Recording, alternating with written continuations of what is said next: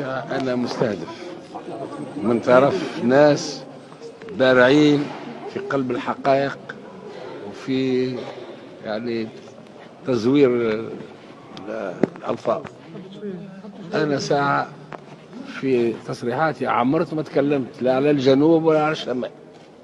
قلت ناس صوتوا لمنافسي النوع الفلاني النوع الفلاني النوع الفلاني، هذا ايش قلت. ولا ذكرنا لا جنوب ولا شمال ولا وسط.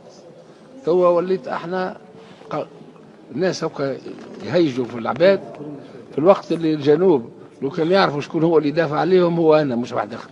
شوفوا البرامج نتاعنا، يعني نحن كنا لربما ندرسوا في يعني منطقة حرة في بلقردان باش ننظروا مع المواضيع الخاصة اللي هي مع الحدود مع ليبيا، وكنا طريق السيارة اللي باش توصل حتى راس جديد، وما كناش عليها ناس ظالمين.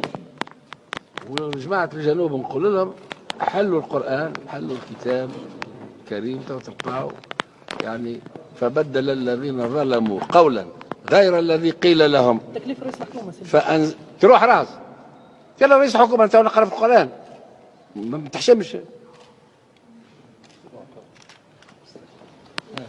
فبدل الذين ظلموا قولا غير الذي قيل لهم فأنزلنا على الذين ظلموا رجسا من السماء لما كانوا يفسقون.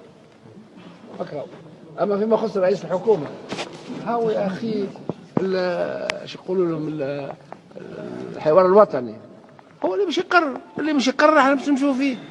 سامحني في الكلمة هذيك.